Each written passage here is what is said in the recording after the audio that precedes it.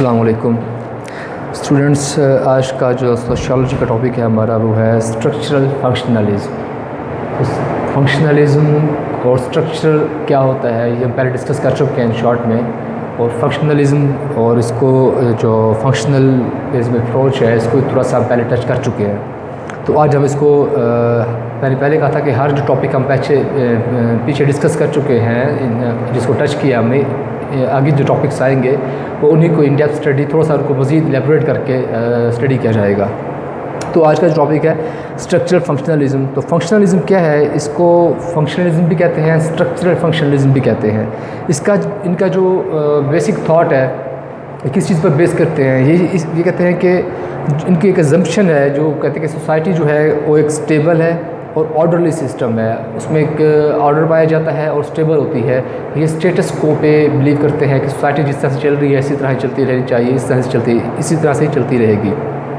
Different जो perspective होते हैं, जो एस्पेक्ट्स हैं सोसाइटी के, ये उसको इग्नोर करते हैं, जो कि आगे हम इसके क्रिटिसिज्म में पढ़ेंगे।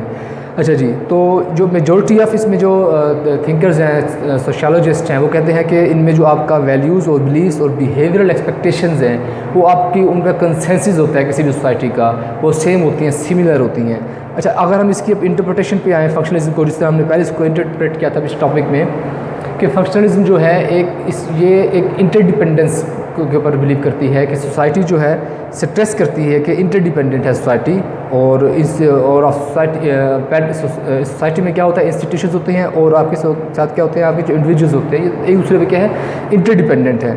और इनका जो इंटरेक्शन होता है, कोई भी इंटरेक्शन कल्चर को मेंटेन करने के लिए, किसी भी वैल्यूज़ को, किसी भी चीज़ को रिवील करने के लिए, यूनिटी को करने के लिए, उनमें ये एक दूसरे के ऊपर मुनसर करता है। इन दोनों के जो इंस्टीट्यूशंस हैं और जो इंडिविजुअल है, ये दोनों इस चीज़ को अचीव करने के लिए एक दूसरे के ऊपर इंटरडिपेंडेंट है। ठीक है, तो फंक्शनलिज्म क्या है, स्ट्रेस करती है किसके ऊपर, आपकी अपना इंटरडिपेंडेंस के ऊपर, आपकी जो इंस्टीट्यूशंस हैं, आपके जो इंडिविजुअल हैं आपके सोसाइटी में रहते हुए, इनकी इंटरडिपेंडेंस है। अच्छा, इसका अब जो डेवलपमेंट है, इसकी जो डेवलपमेंट में जो अहम किरदार अदा किया वो सबसे पहले टैलकॉट पर्सन्स, तो हार्वर्ड यूनिवर्सिटी के सोशियोलॉजिस्ट थे ये। इन्होंने जो है फंक्शनलिस्ट थियरी के डेवलपमेंट में बहुत कंट्रीब्यूशन किया और की फिगर इनको माना जाता है फंक्शनलिज्म में ना।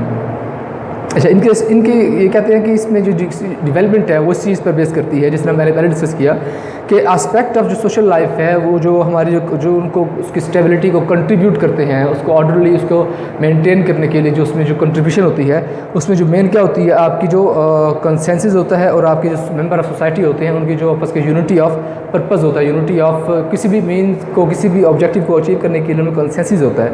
तो जिस सोसाइटी में अगर ये चीज़ें ना हों, वो कहते हैं, तो वो सोसाइटी में जो उसकी जो वैल्यूज़ और बिलीव्स हैं वो नेक्स्ट जनरेशन को मुंतकिल नहीं हो सकती, ट्रांसफ़र नहीं हो सकती। अच्छा, अकॉर्डिंग इनका जो व्यू है, व्यू ऑफ फंक्शनलिस्ट पर्सपेक्टिव का, ये क्या कहते हैं, ये कहते हैं कि सोसाइटी का जो ईच एस्पेक्ट है ये एक दूसरे के ऊपर इंटरडिपेंडेंट है ये इंटरडिपेंडेंट है और साथ साथ क्या करते हैं, कंट्रीब्यूट करते हैं फंक्शनिंग एज ए होल। कोई भी फंक्शन आपने करना है तो उस फंक्शन को परफॉर्म करने के लिए ये सब जो एस्पेक्ट्स हैं लाइफ के, सोसाइटी के, ये कंट्रीब्यूट करते हैं। हर कोई अपना किरदार अदा करता है उसको उस फंक्शन को परफॉर्म करने के लिए। वो इसके लिए एग्जांपल देता है कि अगर जिस तरह गवर्नमेंट है, गवर्नमेंट क्या करती है, आपको स्कूल देती है, स्कूल्स में क्या होता है, आप बच्चे को भेजते हो, बच्चा पढ़ता है, बच्चा स्टडी करता है। बच्चे में जब स्टडी करता है तो जाहिर बात है बच्चे की जो मॉरली और उसका जो करेक्टर होता है, उसकी बिल्डिंग होती है, करेक्टर बिल्डिंग होती है, उसकी मॉरल वैल्यूज़ में उसमें क्या इंस्क्राइब की जाती हैं।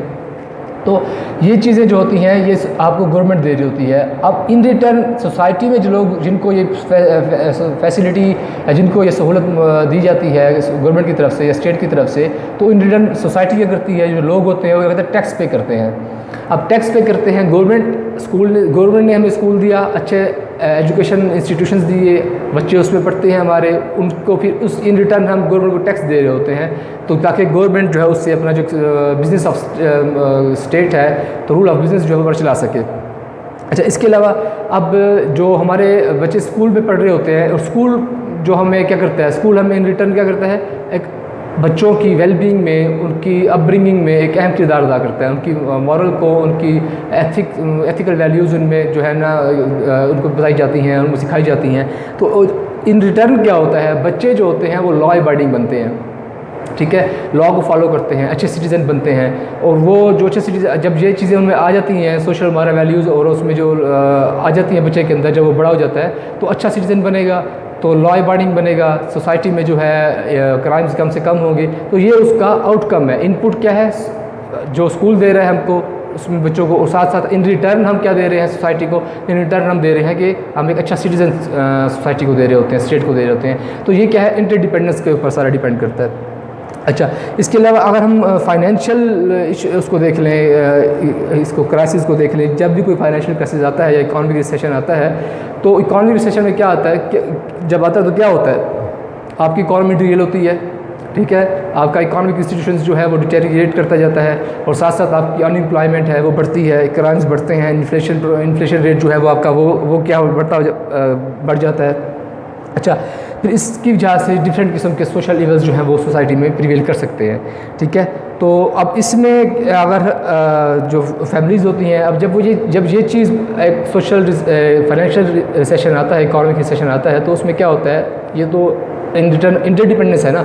अब सोसाइटी क्या करती है, सोसाइटी में जो अच्छे लोग होते हैं, जो जिनमें जो होती है वो क्या करते हैं, वो अपनी एक्सपेंस को कम कर देते हैं। जो गवर्नमेंट होती है, गवर्नमेंट भी अपने एक्सपेंस को कम करती है, ट्रिम करती है उनको, ठीक है। साथ साथ सोशल प्रोग्राम्स जो चल रहे होते हैं उनको भी कट किया जाता है उनके बजट में, उनकी चीज़ों में।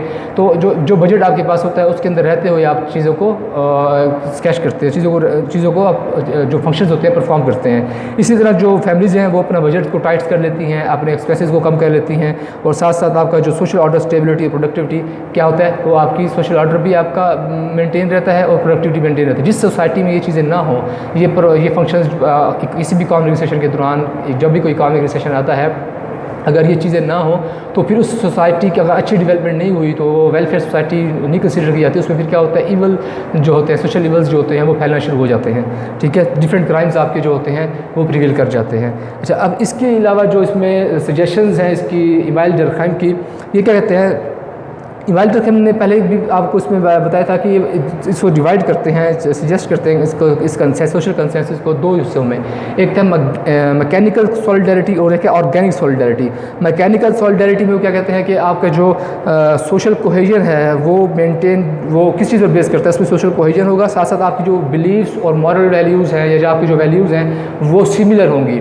लोगों का जो एक प्रोफेशन होगा वो एक जैसा होगा। जिस तरह से इसको हम अगर ट्रेडिशनल में देखा जाए, ट्रेडिशनल पर्सपेक्टिव में देखा जाए, तो जो अगर हम बहुत पीछे चले जाए माजी में, तो ये जो सोसाइटी है ये कैटल और फार्मिंग सोसाइटी हम इनको कह सकते हैं कि उस दौर की बात है जब कैटल और फार्मिंग सोसाइटी थी।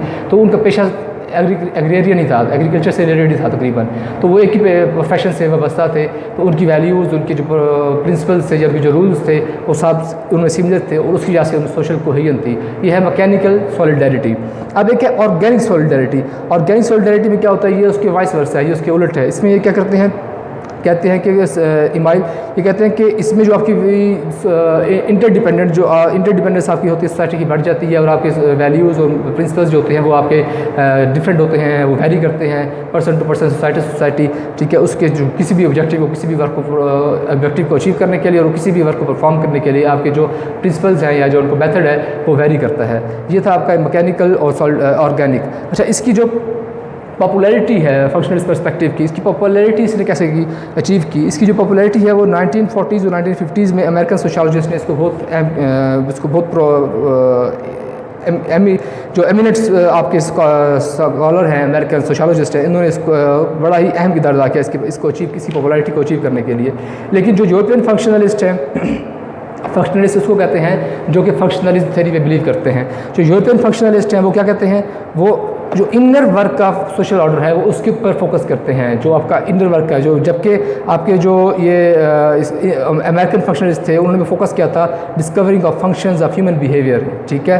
इसके अलावा ये दो हिस्सों में डिवाइड करते हैं इसको, मैनिफेस्ट में और साथ साथ इसको अपना जो लेटेंट फंक्शंस में। मैनिफेस्ट क्या होता है, ये आपका ज़ाहिरी फंक्शन जो आप परफॉर्म कर रहे हो, तो लेटेंट क्या होता है, जो छुपा हुआ होता है।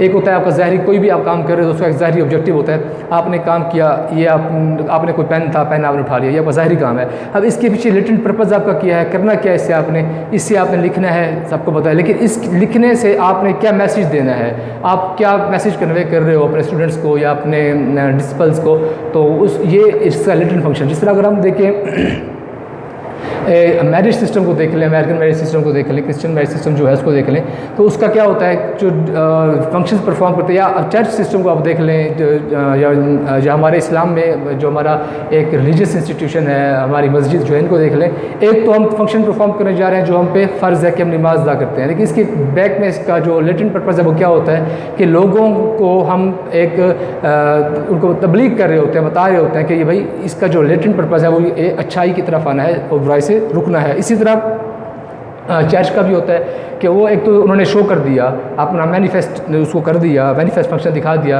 अपने प्रेयर को परफॉर्म करके, लेकिन इन रिटर्न उनका जो लेटेंट फंक्शंस होता है वो क्या होता है, वो दिखा रहे होते हैं कि आपका इसमें इसका जो मेन पर्पज़ है या जो इसका जो मेन इसके अलावा जो ऑब्जेक्टिव है सोसाइटी को इस तरफ लेके आना ताकि वो एक अपनी प्रेयर्स को अच्छी तरह से परफॉर्म कर सकें। अच्छा, इसके अलावा इसका जो नेक्स्ट पॉइंट है वो फंक्शंस परफॉर्म बाय फंक्शनलिस्ट।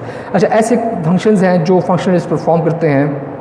जब मिसाल के तौर पर अगर आपने सोसाइटी बिल्डअप करनी है, कोई भी वर्किंग ला है आपकी, अगर आप ह्यूमन बॉडी को देख लें तो इसमें वो ह्यूमन बॉडी की एग्जांपल देते हुए कहते हैं कि जिस तरह आपका लीवर है, डिफरेंट ऑर्गन्स आपके बॉडी के हैं, तो वो डिफरेंट फंक्शंस परफॉर्म करते हैं, लेकिन वो सारे के सारे क्या हैं, इंटरडिपेंडेंट हैं। वो जो डिफरेंट फंक्शंस परफॉर्म कर रहे होते हैं, उन डिफरेंट फंक्शंस परफॉर्म करने के बाद आपकी बॉडी में एक चेंज आता है जो पूरी बॉडी में आता है आपकी चेंज डिफरेंट। जिस तरह आप एक खाना खाते हैं, आपका स्टमक का काम है, जब आपका डाइजेस्टिव सिस्टम है, फिर साथ साथ आपका जो लीवर का जो काम है, ये जो डिफरेंट अपने फंक्शंस परफॉर्म करते हैं, एट द एंड क्या होता है, आपकी बॉडी में एक स्ट्रेंथ पैदा होती है, आप में एक ब्लड आपका बनता है, आपकी ग्रोथ होती है। ठीक है, ये आपका पर्पज, ये इस चीज़ का मतलब एट द एंड रिजल्ट क्या होता है, आपकी ग्रोथ का, आप बॉडी की या इंसान की मेंटली फिजिकली ग्रोथ होती है। यही ये कहते हैं कि फंक्शनलिज्म भी यही है, इसमें इंटरडिपेंडेंट है। डिफरेंट फंक्शंस परफॉर्म करने के लिए हर सोसाइटी में हर डिफरेंट किस्म के लोग रह रहे होते हैं, वो डिफरेंट फंक्शन परफॉर्म करते हैं, लेकिन जो मेन पर्पज़ है, जो मेन ऑब्जेक्टिव है, उसको अचीव करने के लिए उन तमाम को फंक्शंस को, उन तमाम में यूनिटी और उनमें कोहेजन चाहिए तो उस ऑब्जेक्टिव को अचीव करने के लिए। अगर हम देख लें कि इसमें अगर हम प्रोडक्शन ऑफ फूड है या हम बच्चों की जो केयर करते हैं, सोशलाइजेशन ऑफ जनरेशन है, जनरेशन की जो हम उनकी जो उनको हम माशरती उनमें आगाही पैदा करते हैं, एजुकेशन सिस्टम हमारा देख लें, ये क्या होते हैं, ये इंटरडिपेंडेंट है एक दूसरे के ऊपर। एजुकेशन सिस्टम आपका हो गया, सोसाइटी आपकी हो गई, आपके इंडिविजुअल्स हो गए, सारे एक दूसरे पर इंटरडिपेंडेंट है, साथ आपके इसके स्टेट के ऊपर, स्टेट इनके ऊपर डिपेंडेंट करती है और ये स्टेट पर डिपेंड करते हैं। क्योंकि स्टेट, अगर हम स्टेट की एग्जांपल पे आ जाएँ तो स्टेट को रेवेन्यू कलेक्ट करना पड़ता है अपने सिटीजन से। रेवेन्यू कलेक्शन करेगी तो उसका क्या होगा, उसके पास एक रेवेन्यू जनरेट होगा जिससे वो जो रन कर सकेगी फंक्शंस ऑफ गवर्नमेंट। ठीक है, गवर्नमेंट फंक्शंस को रन कर सकेगी, अपनी मशीनरी को रन कर सकेगी। तो इन रिटर्न जब वो टैक्सेस कलेक्ट करते हैं, रेवेन्यू को जनरेट करते हैं सोसाइटी से, तो वो वेलफेयर जो होती है सिटीज़न की, वो स्टेट की रिस्पॉन्सिबिलिटी बन जाती है। तो वो इन रिटर्न आपको क्या करते हैं, वेलफेयर आपकी जो बेसिक नेसेसिटीज़ आपकी होती हैं उसके ऊपर आपका उनका स्टेट का फोकस रहता है। तो ये इंटरडिपेंडेंस है। तो हम कह सकते हैं कि स्ट्रक्चरल फंक्शनलिज्म क्या है, ये बिलीव इसकी जो प्रीरिक्विजिट है, जो इसके रिक्वायरमेंट्स हैं, वो सोशल कोहेजन की सोसाइटी है, वो स्टेटस को पे बिलीव करती है। स्टेटस, उसमें स्टेटस को रहेगा, उसमें आपका जो है स्टेबल सोसाइटी होगी, ऑर्डरली सिस्टम उसमें प्रिवेल कर रहा होगा, और साथ साथ आपका क्या होगा, जो इंस्टीट्यूशंस हैं और साथ के आपके जो ह्यूमन बिहेवियर है उनमें आपस में कोहेजन होगा, जो भी सोशलाइजेशन आपकी होगी उसमें यूनिटी होगी, उस जो इसको आपके ख़ास ऑब्जेक्टिव को अचीव करने के लिए। ये आज का जो टॉपिक था हमारा स्ट्रक्चरल फंक्शनलिज्म। उम्मीद करता हूँ आपको समझ आया होगा। इसके रिलेटेड कोई भी क्वेश्चन हो, कोई भी सवाल हो, कोई भी प्रॉब्लम हो, आप कमेंट सेक्शन में जाके पूछ सकते हैं। इंशाल्लाह आपके प्रॉब्लम को सॉल्व किया जाएगा। नेक्स्ट टॉपिक के साथ आपसे फिर मुलाकात होगी, तब तक के लिए अल्लाह हाफिज़।